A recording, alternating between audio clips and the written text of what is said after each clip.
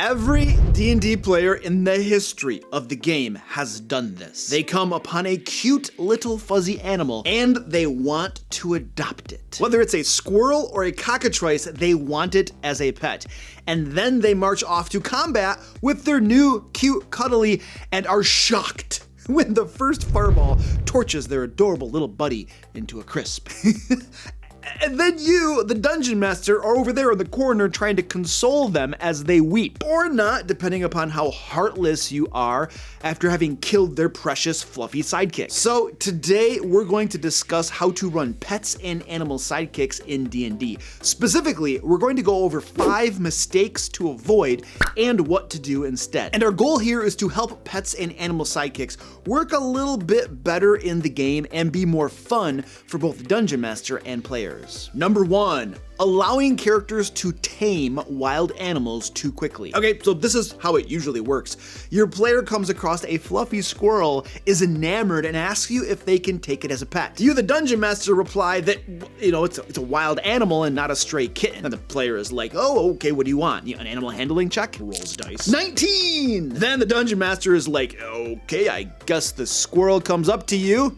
I give it nuts from my rations. Great, the squirrel loves you. So is it my pet now? Perhaps frustrated, perhaps just not knowing what to do because there aren't any rules around pets or animal sidekicks in the core rulebooks, the dungeon master concedes the point. It is, after all, the easiest thing to do and allows the character to have the squirrel as a pet. I mean, after all, it's just a squirrel. What's the worst that can happen? So why is it that we think that taming a wild animal can just be resolved with an animal handling check and a bit of food? And then the beast is suddenly our close friend and loyal companion. Have you ever tried doing that with a squirrel? How about with a bear or a wolf or something? But Luke, it's a game! Calm down! Yes, it is a game. It's a game that involves role-playing and attempts to capture the verisimilitude of a real world, and where terms like suspension of disbelief are usually considered fairly important. So I submit to you that it should take time and effort to tame a wild creature. In fact, that sounds like a great use for downtime. But Luke, we have no downtime rules for taming creatures. Well, not to fear. My team and I have conveniently put together Tamed Companions, a lightweight rule set for pets and animal sidekicks in D&D. In this system, we introduce new downtime rules for taming pets and other creatures one might come across in their adventures. Now, I won't repeat all of the rules in this video, but if you want to pick up Tamed Companions, it is available now on the DM Lair store at the link below. Also, right now in the month of July, all $15 and above DM Lair patrons will get Tamed Companions included free with their other patron benefits. Number 2, allowing characters to do too much with animal sidekicks. Okay, your player's character has tamed that squirrel with but 1 animal handling check, and now they want to squeeze every ounce of value out of that cute fluffy squirrel. They have the squirrel, let's call the squirrel George. And they have the squirrel scout ahead. They have the squirrel recon the enemy hideout. They have the squirrel return and recount the layout of the enemy base and the size of their forces and the patterns of their patrols. And then, armed with all of this information, they develop a foolproof plan for devastating their enemies and grinding them into dust. All fueled by the special elite skills of George, the cute fluffy squirrel who but 1 day ago had as his primary concern and thought, where can I find my next nut? And all the while, the wizard is sitting nearby on a stump with their bat familiar on their shoulder wondering, gee, why did I go through years of arcane study to become a wizard who is capable of casting Find Familiar? After all, the stupid barbarian is just as capable of finding an animal sidekick after clucking at a squirrel and tossing it a nut. Do you see what I'm getting at? There can be a tendency, fueled by pressure from players, of course, many times, for dungeon masters to allow pets and animal sidekicks to do way more than they should realistically be able to do. And not only that, but when allowed to do so, it's a de facto nerf on other characters' abilities, such as wizards, rangers, and druids. Now, someone will object to this, claiming that D&D is a heroic fantasy role-playing game with mythic heroes and extraordinary villains, and that animal sidekicks should be able to do cool and awesome stuff. And magic.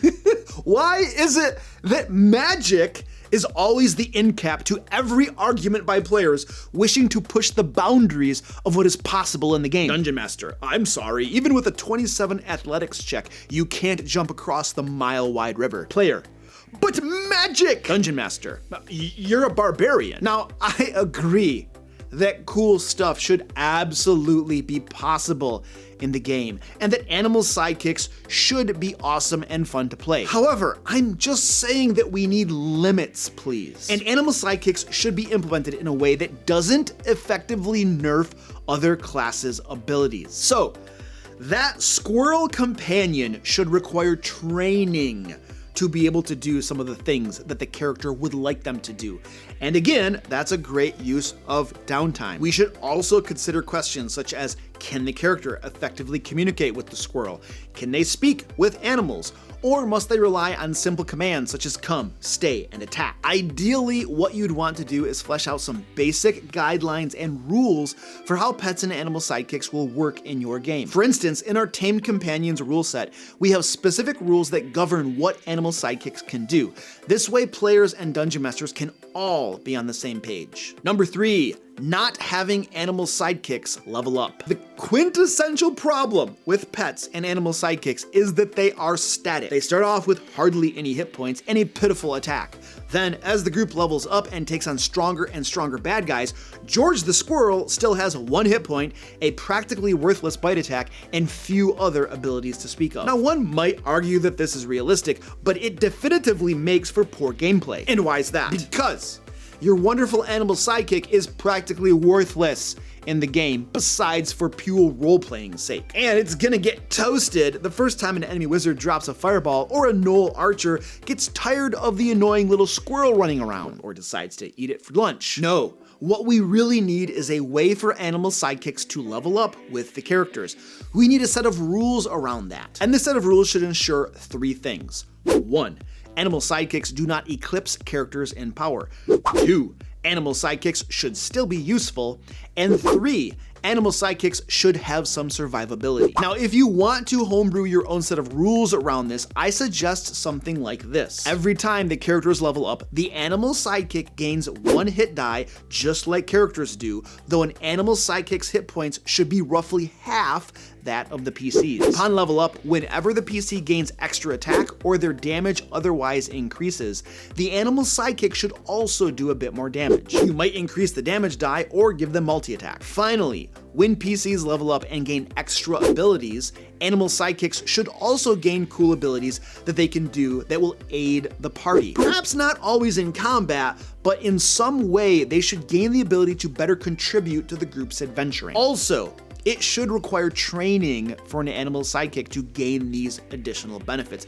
They do not automatically gain them as a character would. Now, these are just guidelines and things for you to consider if you want to homebrew your own rules. However, if you want to skip that exercise and additional work, our Tamed Companion rule set does all of this for you. It includes mechanics for leveling up animal sidekicks, increasing their hit points and damage, giving them new abilities, and new downtime rules for training animal sidekicks. By the way, if you're enjoying this video and feel inspired to introduce some animal sidekicks in your D&D game, please give me a thumbs up and leave a comment for YouTube's merciless algorithm down below. Let me know what creature you'd most like to have as an animal sidekick in the game. Number 4, not defining roles for the pet or animal sidekick. Come on.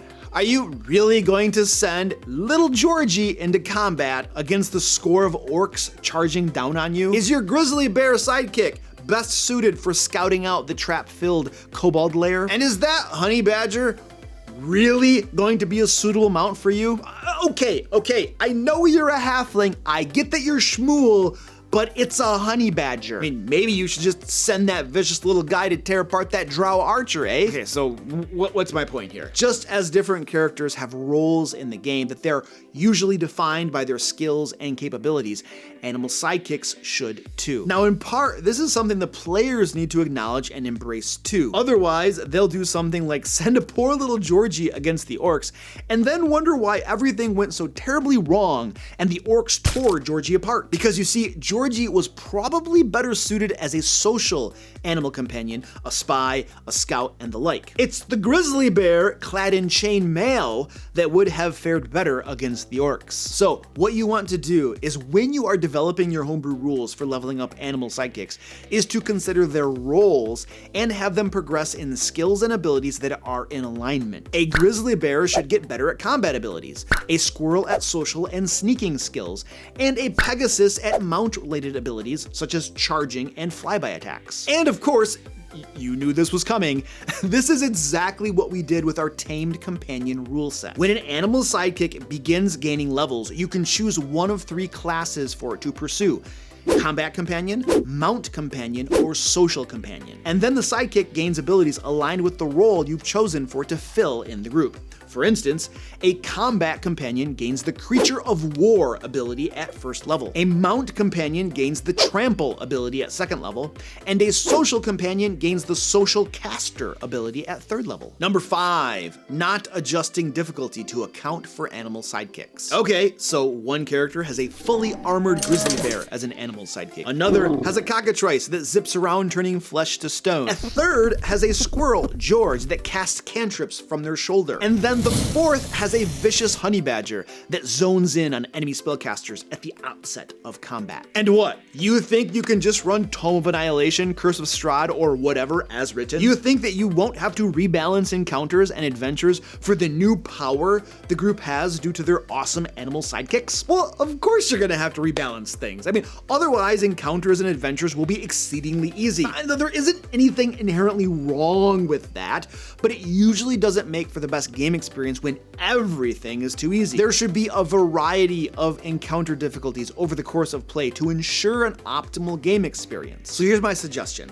If you're using leveled up animal sidekicks, you should consider counting them as a full character of the same level as the actual characters in the group when determining difficulty and rebalancing things. If that still results in too easy of a game, count every animal sidekick as a character at half the group's level. That will boost the difficulty quite a bit. Of course, this isn't a science, so you may have to experiment a bit to find the sweet spot. Click on the screen now to learn how to run skill challenges in D&D 5th edition, or to pick up our Tamed Companions rule set on the DM Lair store. And don't forget that during July, all $15 and above DM Lair patrons get it for free. And until next time, feed your animal sidekicks bacon.